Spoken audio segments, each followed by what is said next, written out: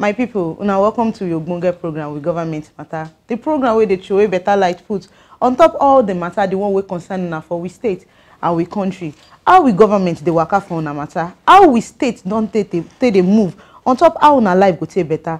And now we take the do for we government matter. We they bring people where be say they know all the matter we concern you. They know what they go tell you. Where be say go answer all the questions. The one where you find answer to for your mind. And I know say the year don't they waka come out. And on top say budget, it go enter waiting with government they do. So we don't bring person we say she go come help us. Explain all the matter, the one we consign budget. How with 2019 budget, I want to waka. And on top we studio today, we get the Honorable Commissioner on top budget and economic planning, Maryam Abubakar. Greet you, ma. Thank you very much. On top with budget matter, before we begin the enter the 2019 one where we governor just read so. More would throw away better light put on top 2018. So far, so good. How una don't take work on top that one? What will be the success una don't record on top budget 2018? The one una call the budget of growth.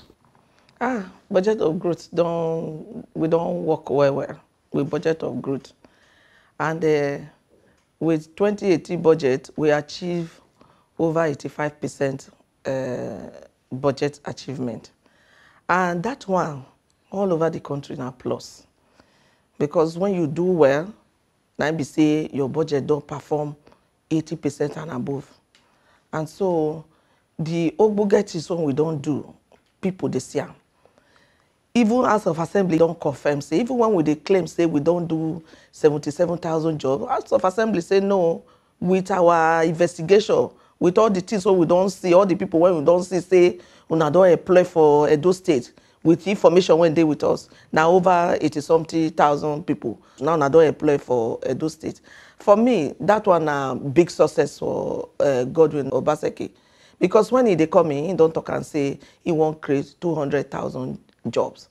And if by now we don't do close to 70-something, near 80, I should say by next year, with all the ogbonge plans, when they for 2019 budget, all the things when don't align, saying go do for 2019, I just see or say we go even surpass this 200,000 jobs. So. No verse I won't match you small for that way they talk. We don't hear, okay, you say many achievements they people they see them. Now we government matter now on top say people won't know. You feel give us what they call breakdown analysis. This 85%, where be the sectors? Waiting be the work, waiting be the things where don't happen for all those sectors. We come make and we say when I don't reach 85% for that budget of growth. You see, if you look at infrastructure, you know we don't talk for this government, say government not get business for say not only government, now go they employ people. Not be so government they take run. What government they do be say government go create good environment. When be say foreign investor and local investor they go come in, they go come begin to do better business for our state. And that is what this administration they do. See how governor they battle BDC to make sure say everywhere for Edo State, both community or to Benin or to Auchi, everywhere, all the local government, they make sure say light day everywhere.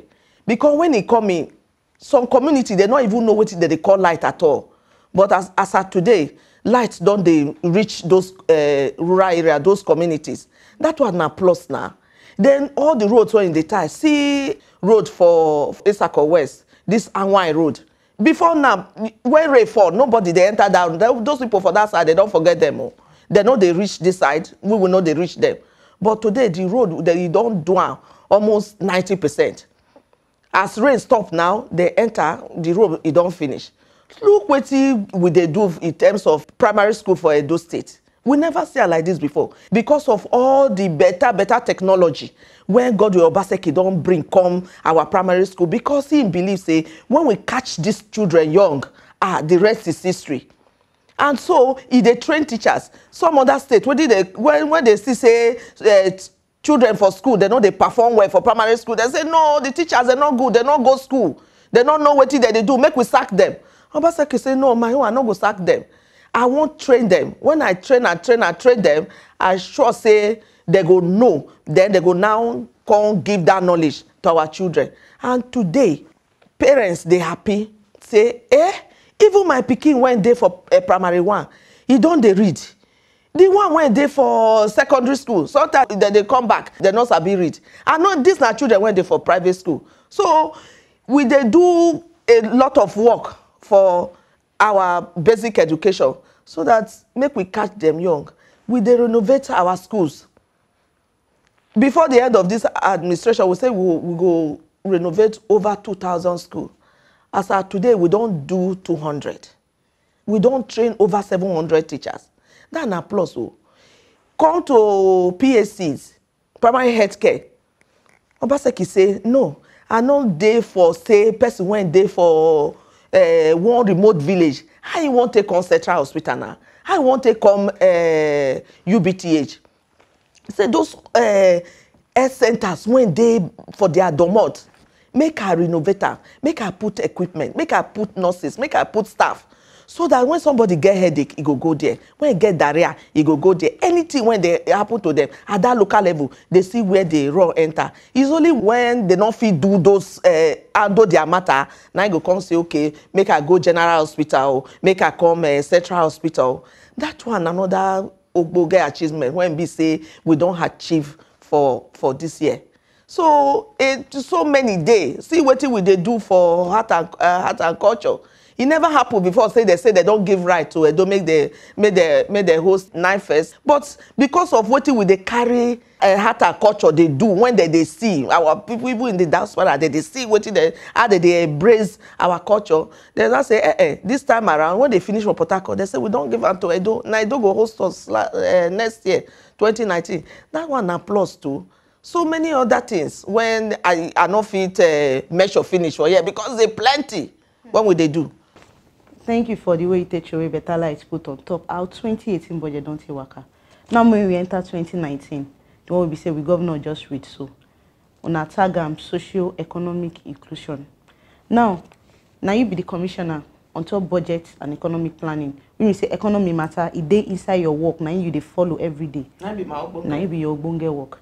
Now, we don't hear of Benin River ports. We don't hear of industrial park. All these ones, they follow budget of growth. Now, this socio-economic inclusion, what will be the things we want carry come? The new thing, we go make this one different from the one we want call budget of growth. What will make we they expect for 2019 for we state here on top this new budget? You know, say this industrial park, we don't dey for this matter. Obaseki say when he won't build house, he go do the foundation well. He no want build house for top of Sansan. When be say by the time they come out, the house don't fall. You know say it they take time to plan, but when you don't plan, when you don't the cruise, sky na be your limit.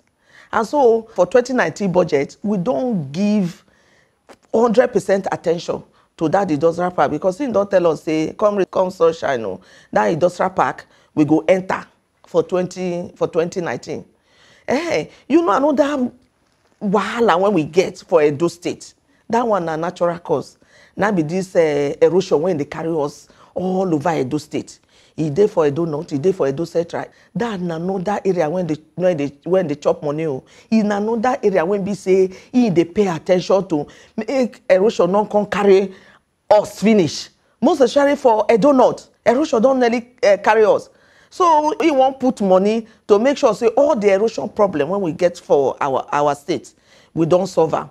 Then insecurity, you see the security task force when it don't set up now to make sure say, because if you not take care of security, you not take care of light, you not take care of infrastructure, investors not go come. And so because of that, he say this area, I must put my eye for ground. This task force they must work, make sure say when people go sleep, they go sleep with two eyes, not be saying with one eye open. We don't want that for Edo State again. But so far so good. Since this administration coming, people go fit testify say security matter. We take am serious and risk. We will not get risk for Edo State again. Say kidnapper, they kidnap people. This one they happen. This one they happen. We will not get them for Edo State again. That one again too. Not be now money. We they take now that they take make sure say all those things we do and well. You understand? Then education. We don't do well, and we are still going to do more for primary school. Now we won't enter the ogbonge, the secondary school matter, the university when belongs to us. We won't enter their matter.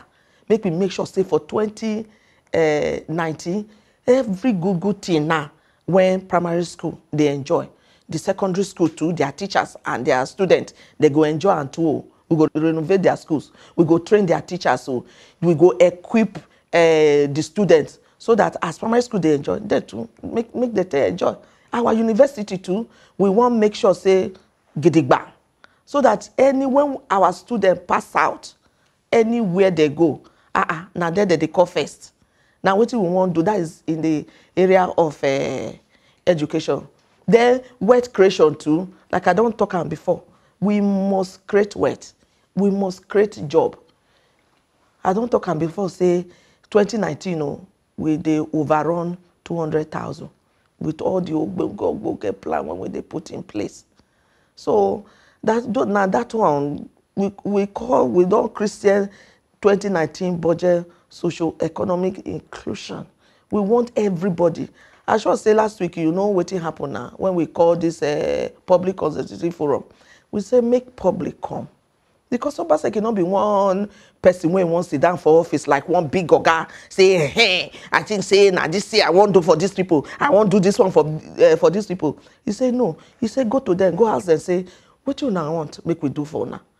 How do you think they pay now? Where pay now pass? Which project una want make we do for now? You hear say we don't set up this development committee for every ward. All of them now work now, they won't enter. They go come, they feed us. This community or this ward now waiting we won't do now be this. They go come send that to us. We will go come look and come check and where. We go say okay, oh yeah, make we enter this matter for them. Now so you go carry democracy and good governance, come put for people domot. Not be say you go sit down for your office for Benin. You can't say, hey, take this one here. If people say, nah, what are they look for? You can't go carry school, go put there. You don't meet their needs. So no, you don't meet their needs. Now those people when they there, now they know as they pay them. Now they go tell us what they want. And now what your basically they do. Now be that now. So everybody they involved for the planning for the state. And that one for me na plus. My people for house, me will take shekele break. When Waka come back, we will follow Ajia, they talk about all the matter, the one we consign the budget of 2019, what they call the socio-economic inclusion. My name never change. My name is Nima Shagumo. And I see on top till live media 9 with Tanda Gidigba put on top as they be for we state.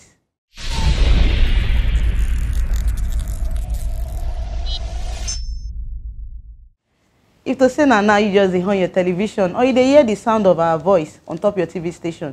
Now on top with government matter 9 with day. And today program we get Ogbonge person we say now she dey on top with budget and our economy matter for we state. Maryam Abubakar. Now she be the commissioner on top this Ogbonge office. So we dey follow her the yarn Ogbonge story, Ogbonge matter on top the 2019 budget. The one where we governor where you just talk about.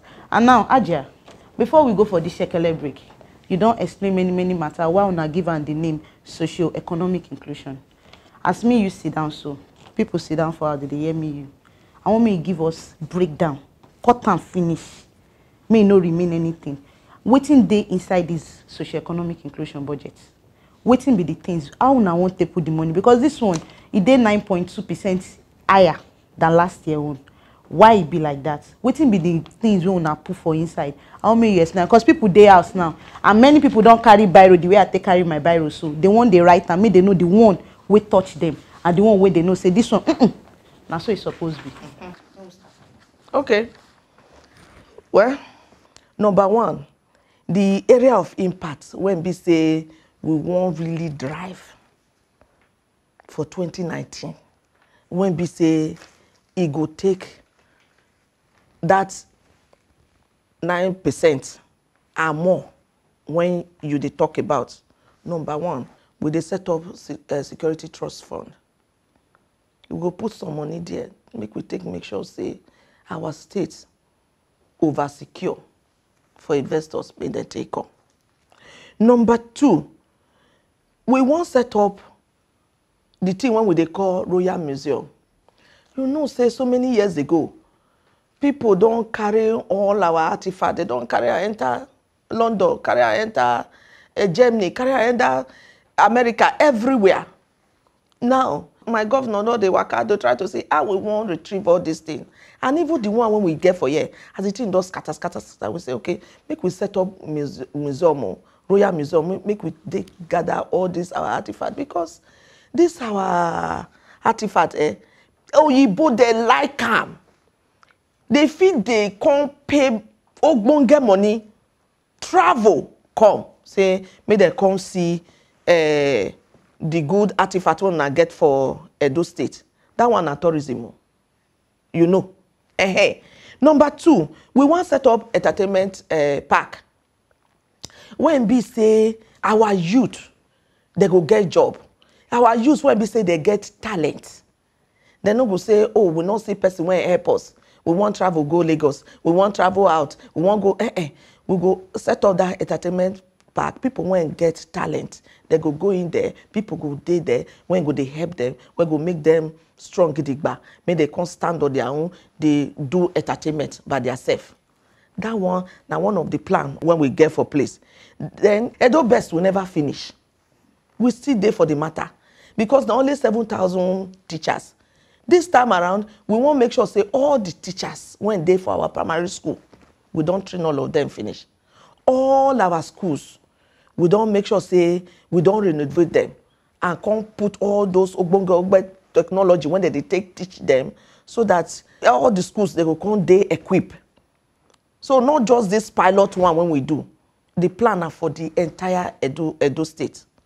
That one too, my sister, you know say it go take money. We don't just talk about primary health care now. We still there for the matter. Like I said before, now that one I touch the common man. We don't they carry development now from town. They go rural area. Now what will they do with that? So that make people when they for rural areas, no, everybody want company. No. When life better for them, for there, they not come out to. They go sit down there, they get light, they get a hospital, they get school. What did they come do for Benin? They no go come. So the remaining primary health center, we want renovate them. We want put nurses. We want put everything. We go make it habitable. We go make this the hospital function where. We want put them there. Now money that one I ain't go take. You understand? Now we get our pensioner. You know say we clap for Governor Baseke. The way when he take love pensioner matter, I no carry their matter joke. As we they do budget like this, baka, the first thing when you go say, make sure so una take care of my pensioners. So I don't want make my pensioners suffer like other states. They suffer their pensioner. No. Their money with they come out target put down for, and you know say na every day now people they pension. And so the pension money now every year now the thing they go up. So that one too, we they make a provision for them. So, and again, with the plan health insurance. Health insurance be say, you know, say not be every time.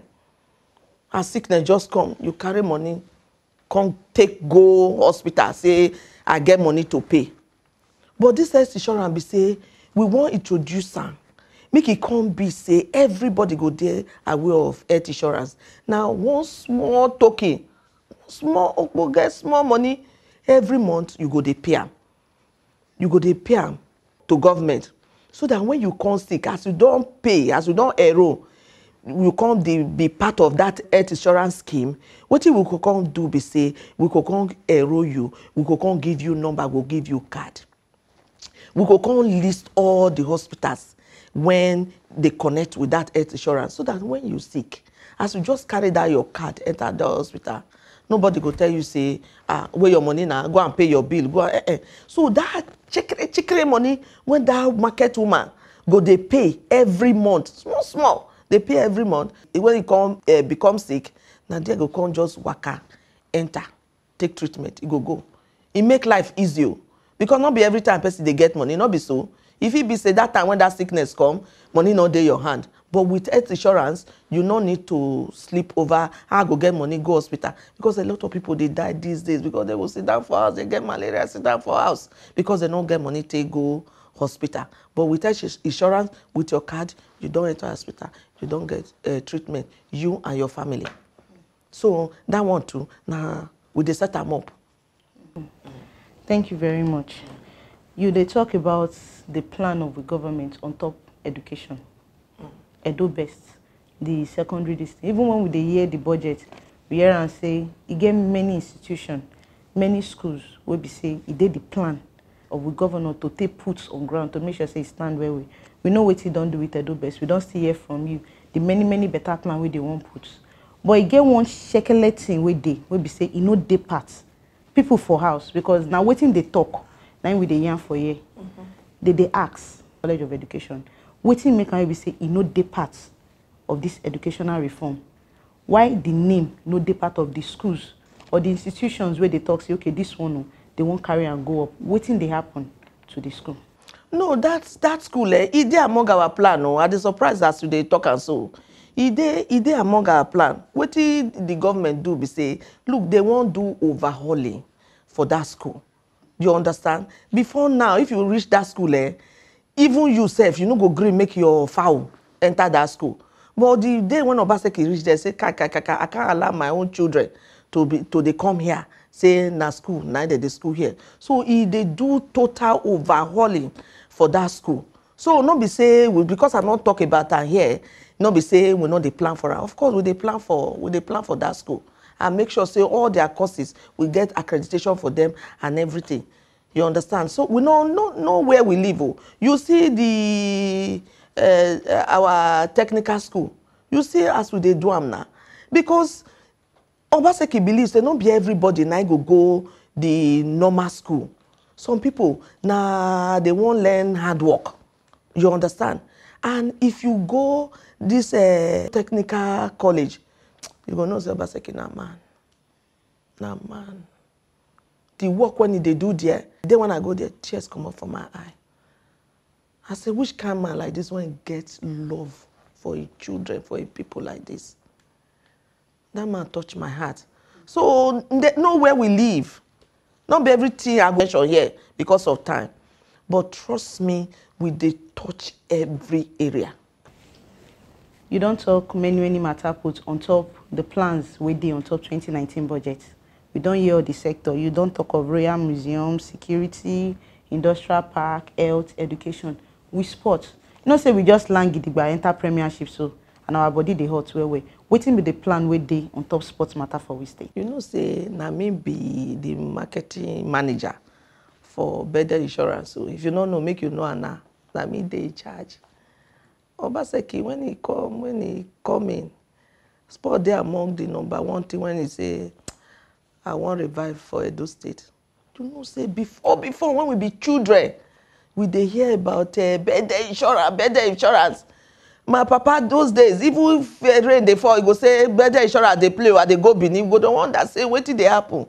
But as we can't grow up, we don't hear anything about better insurance again. And as Obaseki come in, he say no, that lost glory for better insurance. Would they bring her back? And Obaseki don't bring her back. He don't put ogbonge money for sport. And make I thank my deputy governor. That another man. He be like, you know, when you put two correct people together, now correct thing now you go to see. The deputy governor take over sport matter, better insurance, and you can see the benefit of it. Not be just say, they take care of them. Oh. Now player, they follow their play. When he don't see say, as they give direction, they follow, the man he go enter. Come join them, come score goal. Now so that they take show good example. Now so person they take show love. So if you look at our budget, you could see say we make ogbonge plan for not just better insurance, but for sports generally. For you to know how Godwin Obaseki loves sport reach. For the 18 local government, they built mini stadium now, so that make sure that they see where they do sport activities. That one now, we don't start to. For the end of 2019, those mini stadium go down ready. So so that our children, make we catch them young. That is why I say he want those mini stadium for local government, not before Bini, now for local government. Our person won't take love sport rich. We don't yet say 20 mini stadiums now don't they build across many places for we state here. Maybe the children, maybe the fortune everybody put for sport. Now the new Ogbe stadium, where did they do so? Waiting be the secret, waiting be the plan for this stadium, because we they see many construction on top, but we don't know. Waiting be the thing we make them they build on like that. Waiting me would they expect? Our work can say governor. I don't tell you before now. Now what standard stadium now we want put for that place so? Now waiting in the plan now be that. Now waiting Obaseki plan be that. So that not be saying the sport the stadium will only they serve us for Edo State. Make it be say when they play international matches, they go come say, Egbe Stadium for Benin. As they mention this stadium for Akwa Ibom, it not sweet me for Bele. Because we know say now we get sport. Now our people get sport. And the thing don't pay no Obaseki say, what? I won't bring up this stadium to what standard when be say even if na world sport now they won't do, whether na Olympic or whether na football match or name it to, they will come the list our stadium too as one of the stadium when they could take one for Nigeria. And so now not be small money they put for that place to make sure say the stadium is good. So Edo people they clap for Obaseki every day. My people for house, now here we see the Tory reach. Now here we throw a better cutting put on top with government matter, on top as it they be for we state. And I don't hear all the Tory way Maryam Abubakar, which she follow us talk. On top with budget for 2019, we be saying socio-economic inclusion, how we states want to carry on now. The way you they talk include una join the budget. On top every matter, na health, education, insurance, security, all the ones where we say una they pinch una for body, una they find solution. The government don't say this 2019 budget, una own, it don't dey inside. And una no forget say as una they watch us so, we see they on top on our social media platform, na YouTube, na Twitter, na Facebook, or na Instagram. Una they watch the screen, una go see every handle una will follow. Una follow and to get ogbonge tori from T Live Media on top how we government the waka for una matter.